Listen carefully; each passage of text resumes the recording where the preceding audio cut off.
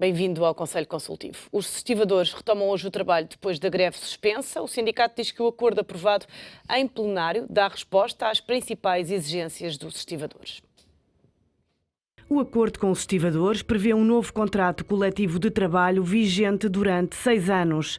Foi também acordado que a empresa de trabalho portuário Porlis não pode admitir mais trabalhadores e que a situação dos atuais deve ser resolvida no máximo em 2 anos.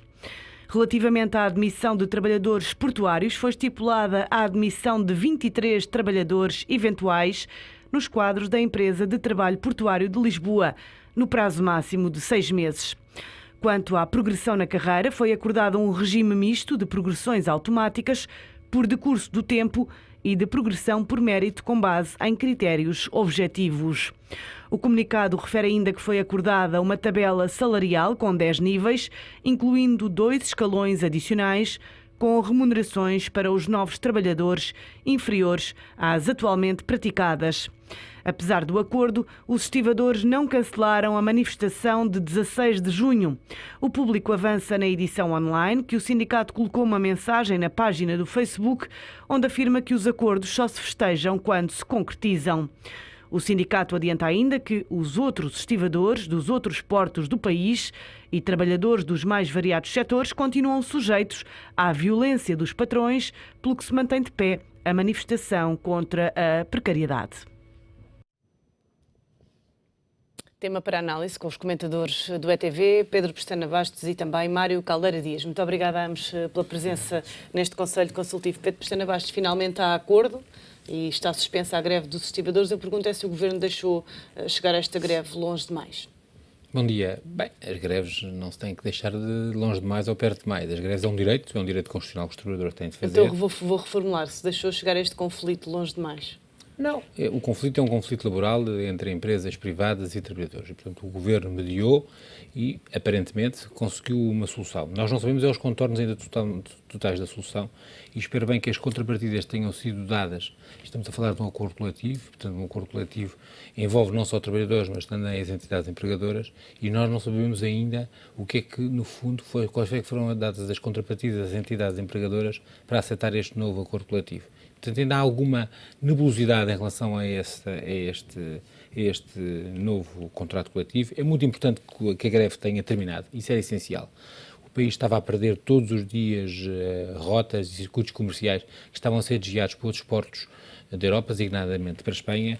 Eu acho que os próprios estivadores perceberam e tiveram noção de que estavam a perder, digamos, força perante a opinião pública, a pouca opinião pública que ainda o sustentava, porque todos os dias nós recebíamos notícias de armadores e de operadores que estavam a desviar as suas rotas comerciais por outros portos e às vezes nós sabemos que depois, uma vez abertas essas rotas comerciais, depois é difícil nós retornarmos para trás e, portanto, era uma greve que estava a ter uma grande repercussão na economia nacional e o Governo, naturalmente, que pôs todo o seu empenho para a sua resolução. É um problema que não é só deste Governo, os estivadores e a força que os estivadores e outras classes em particular, designadamente os camionistas, os transportadores, têm e os efeitos que provocam na economia implicam que os governos tenham que ser muito cautelosos nas negociações, quando me deem essas negociações, mas de facto, digamos, as peças que nos faltam neste puzzle ainda é perceber que condições é que foram aceites também pelas entidades que estão na contraparte, digamos, dos contratos coletivos, que são as entidades empregadoras, para poderem ter chegado a esse acordo. Eu temo e receio, mas também espero que não, que tenham sido condições que vão recair sobre o contribuinte e, portanto, que tenha havido aqui, digamos, uma intervenção estatal no sentido de haver condições que, uma vez que o mercado não as consegue sustentar, que seja o contribuinte a sustentá-las. Mas é meramente especulação. Eu acho que nós temos que aguardar. De facto, o que nós temos neste momento é pouca informação em relação, digamos, às contrapartidas que foram, no fundo, disponibilizadas e asseguradas às entidades empregadoras para que possa ter sido feito este acordo coletivo. Mas mesmo sendo a especulação, em que medida é que lhe parece que estas condições poderão, de alguma forma, atingir os contribuintes? Bem, não sei, porque o que nós sabemos é que o essencial é a greve vai terminar e com o fim da greve é importante que o Porto de Lisboa e, designadamente, todos os portos do país, que todos nós estamos de acordo que são essenciais para a economia, designadamente para o impulso das exportações, para o impulso, digamos, de uma área que é essencial para Portugal e que todos concordamos e que todos os governos falam que é o mar e digamos, toda a economia que anda à volta do mar, e o importante é que esta greve tenha terminado. O que eu saliento é que não temos a informação ainda. A informação que nós temos é a informação apenas por parte daquilo que os trabalhadores conseguiram. E, portanto, nós sabemos que estavam, por parte das entidades empregadoras, a aceitação, digamos, destas condições estaria também dependente de haver outro tipo de flexibilidade e outro tipo, digamos, de condições, digamos, na relação entre os trabalhadores e as entidades empregadoras. E é em relação a isso que nós não sabemos nada. E, portanto, não é, como lhe digo, é uma especulação. Este governo já, sempre que se introduz a mediar conflitos, no fundo, sobre para o contribuinte. Nós estamos também na iminência de conhecer o que é que acontece no acordo que foi mediado pelo Governo no caso dos lesados do BES, mas também já percebemos que o dinheiro dos lesados do BES, das duas, ou vem do sistema financeiro, ou vem do contribuinte, e, portanto, ou como na questão do BANIF, e, portanto, é importante nós percebermos exatamente o que é que foi acordado e que repercussões é que nós temos, se são repercussões apenas que serão, no fundo, que terão apenas repercussão na relação entre os trabalhadores e as suas entidades empregadores, nos operadores do Porto de Lisboa, ou se vão mais longe do que isso. Mário Caldeira Dias, também lhe parece que poderá haver custos para os contribuintes? Pode acontecer. Aliás, eu estou um bocadinho em desacordo na medida em que, de facto, a greve é um direito constitucional, mas não é um direito restrito e absoluto e à custa de tudo, não é? É óbvio que o direito à greve não pode paralisar completamente o país, arruinar setores de atividade, parar as exportações.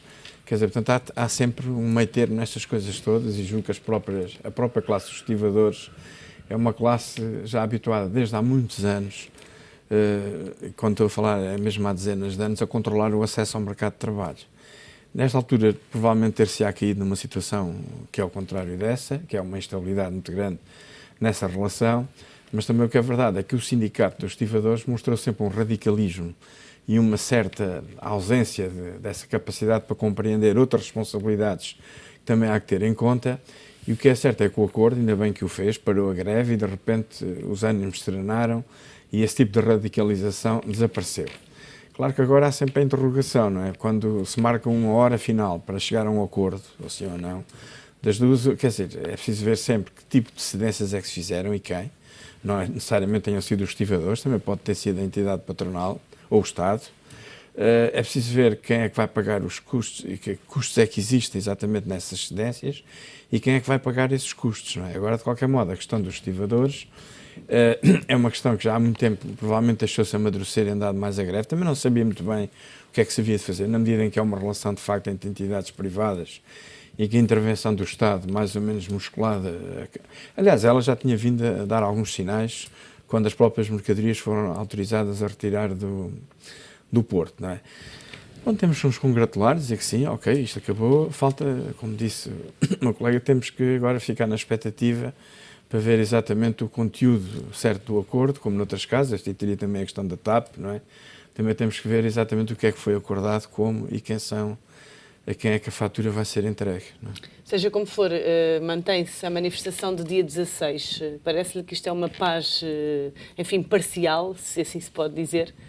Não, eu acho que admito que, inclusivamente, possa haver alguns pormenores que estejam ainda por ser formalizados ou por ser concretizados, e os estivadores não querem tirar, digamos, o pé da pressão, querem continuar a manter alguma pressão, mas vamos acreditar que, de facto, que estas greves que vieram, no fundo, atrapalhar muito, digamos, a economia nacional e, digamos, e o comércio internacional com destino e origem em Lisboa e nos outros portos de Portugal, que possa, de facto, ter terminado. Vamos esperar que sim. Mário Caldeira Dias, as perdas para os operadores e para a economia nacional são irreparáveis? Quer dizer, há sempre perdas que não são chamados custos afundados, que já não se vão recuperar de maneira nenhuma. E mesmo relativamente àquela que é a perda mais sensível, que é a perda de clientes e de rotas, e de alguns operadores mudaram inclusivamente de sítio, não quer dizer que essas coisas não se venham a recuperar. Quer dizer, as perdas já contabilizadas estão contabilizadas.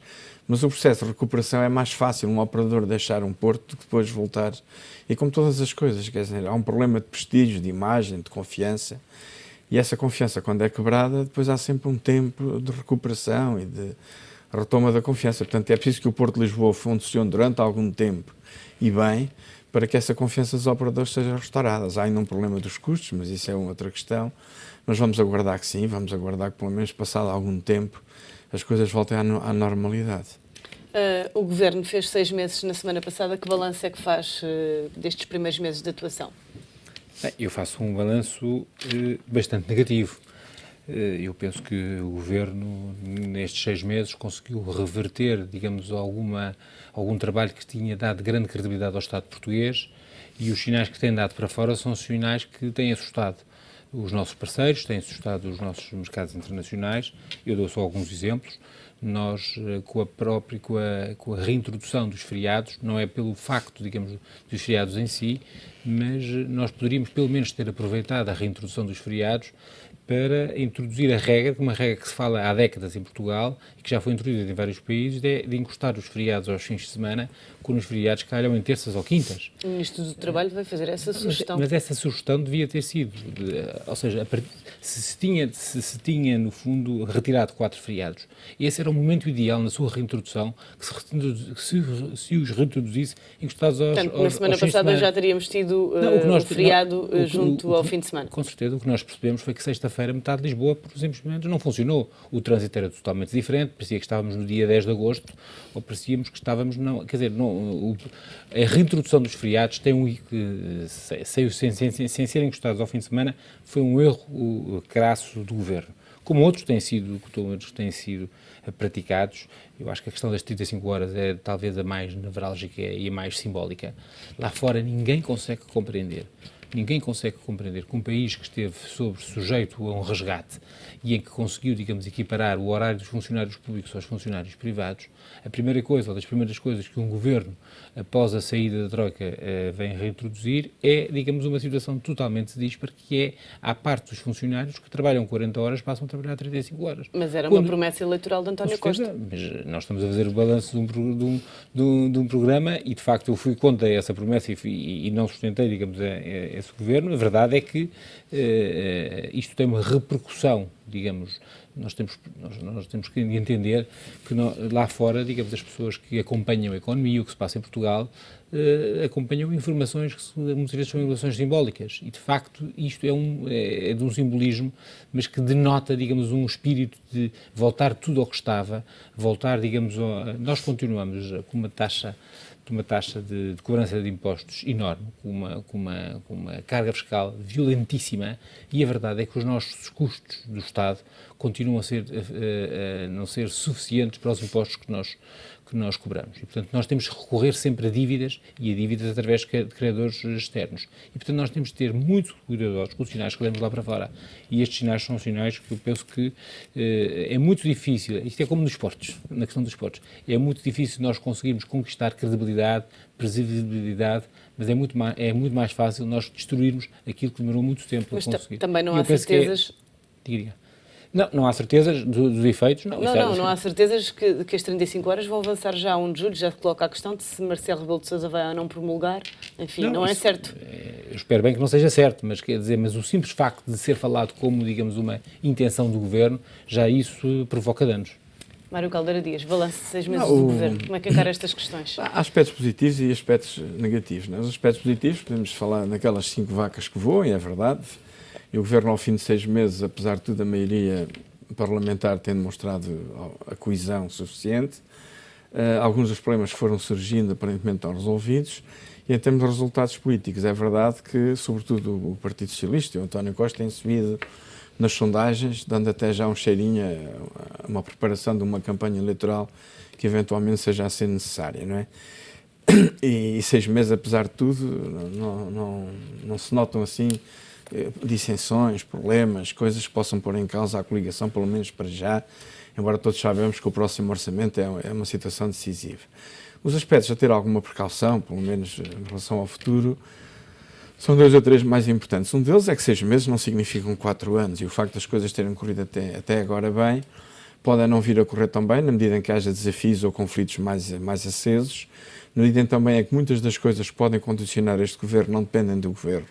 Coisas como, por exemplo, as exportações, a variação dos preços do petróleo, o papel dos mercados e das agências de rating, a própria forma como o Banco Central Europeu tem sustentado a situação em termos de juros, quer dizer, todas essas coisas podem ser mais voláteis do que parecem à primeira vista. E também há alguns erros, claro. Essas 35 horas também parece um erro manifesto, não tanto pelos custos financeiros, mas sobretudo porque não conheço nenhuma explicação razoável para que os funcionários públicos trabalhem 35 horas, quando a generalidade das pessoas e que pagam impostos também trabalham 40 horas. Quer dizer, é um mistério para mim, como já diz, indecifrável, não é? E, portanto, há aqui uma discriminação positiva que não faz qualquer sentido, e o princípio do trabalho igual para todas as profissões é um princípio saudável. Agora, o que é facto é que eu chamava a atenção para a entrevista que o Francisco Assis deu ao Expresso deste fim de semana, onde vem claramente dizer que um governo permanentemente prisioneiro de um conjunto de conflitos cotidianos e de pressões cotidianas dos colegas de coligação tende a transformar-se a pouco num governo de gestão, não é? Espero que isso não aconteça, espero que vá sobrando a alma e a imaginação para resolver o principal dos conflitos, porque verdadeiramente o país, e o Presidente da República tem sido claro nessa matéria, o país precisa de estabilidade, não é? E a não ser que haja conflitos insuperáveis ou questões que ele veja ou que todos nós vejamos que não são bem resolvidas por este governo ou que podiam ser melhor resolvidas de outra maneira, a não ser que isso aconteça, a estabilidade é um bem em si. Também não podemos ignorar esse facto. Parece-lhe que António Costa tem andado a reboque dos partidos à esquerda? Não, eu por acaso nesse aspecto eu discordo. Eu acho que é exatamente o contrário. Eu acho que o Bloco de Esquerda e o PCP estão completamente no bolso de António Costa. E eu acho que a partir do momento que nós assistimos à aprovação por parte do Bloco de Esquerda e por parte do Partido Comunista de um plano de austeridade, que é de um plano do plano de estabilidade e crescimento que foi enviado para Bruxelas, isso demonstra de facto que são dois partidos que estão sujeitos a aprovar tudo e, portanto, desde que lhes dê umas flores, e digamos que o António Costa tem muita habilidade em fazer isso, e, portanto, penso que nunca o Bloco de Esquerda deitará fora este governo, pelo menos enquanto Pedro Passos Coelho estiver à frente do PSD, que é algo, digamos, que une, que consegue de facto unir a esquerda, o simples facto de evitar que Pedro Passos Coelho possa vir a ser Primeiro-Ministro outra vez, e portanto eu não sou daqueles que têm a tese de que o Partido Socialista está refém do Bloco de Esquerda e do Partido Comunista. Acho exatamente o contrário. Acho que António Costa tem feito exatamente o que quer, dá-lhes apenas umas pequenas flores, ou aquelas causas fraturantes em relação ao Bloco de Esquerda. Há mais umas questões ligadas a umas bolsas na Fundação de Ciência e Tecnologia, em relação ao Partido Comunista, umas questões muito simbólicas em relação aos sindicatos. Mas e a questão dos colégios? Esta questão dos colégios é mais uma questão. Então, nós estamos a falar na questão dos colégios, também que fala sobre isso, estamos a falar em custos que têm a ver com 0,11% dos custos no orçamento da educação. Portanto, é uma questão muito concreta, mais ideológica do que outra coisa. Nós, nesta discussão, temos debatido, temos confundido muito a questão jurídica da questão política. A questão jurídica é se estes contratos, que são contratos para 3 anos, permitem ou não permitem abrir novas turmas durante 3 anos. Isso é uma questão que os tribunais terão que decidir, mas depois há uma questão mais ideológica que tem a ver como é que se compõe, digamos, o sistema público de ensino. Se tem que ser com escolas necessariamente do Estado ou se podem ser com escolas que não são do Estado. Eu, em relação a isso, estou completamente à vontade, porque sempre andei em escolas públicas, desde a escola primária até a escola secundária, até a universidade, sempre andei em escolas públicas. Tenho os meus filhos em escolas públicas, nunca tiveram escolas privadas. Mas defendo claramente que o sistema de financiamento do ensino não deve ser feito em função da propriedade da escola, mas é em função da qualidade da escola, é em função do aluno e da sua aprendizagem. Portanto, acho muito bem que escolas que podem ser de associações de pais, de associações de professores, de municípios, do Estado, de ordens religiosas, de cooperativas, de privados, possam estar inseridas no sistema público de ensino e que possam ser financiadas, desde que cumpram, digamos, estejam sujeitas e estejam disponíveis para estar sujeitas a regras de regulação, a regras, digamos, de acesso universais, a regras de supervisão, mas depois que haja, digamos, um direito de escolha por parte por parte dos alunos. Eu não acredito nada que tenha que haver uma rede de escolas do Estado em todo o lado. Acredito muito mais no princípio de subsidiariedade, em que, no fundo, o Estado tem que construir uma escola ou não há outras entidades que a construam. E, portanto, penso que nós, sobre isso, este problema surgiu porque, de facto, quer-se terminar com uma questão concreta, que é o último resquício que nós temos de liberdade de educação. A verdade é que nós, quando acabamos com estes contratos de associação, as pessoas que têm mais dinheiro continuarão a poder escolher a escola. Os que não têm dinheiro é que continuarão a ter que ficar em escolas do Estado. Portanto, a senhora Secretária de Estado poderá continuar a ter os seus filhos no colégio alemão. A sua empregada é que não poderá ter os filhos numa colégio que não seja um colégio do Estado. Mário Caldeira Dias, esta questão dos colégios marca também estes 6 meses de governação socialista. Sim. Mas antes de falar nisso, gostava de voltar só um bocadinho atrás, na medida em que me parece que, em relação ao Bloco de Esquerda e ao PC, é óbvio que eles perceberam todos que influenciam muito mais mesmo os interesses da sua base eleitoral estando próximo do poder do que estando longe, é verdade.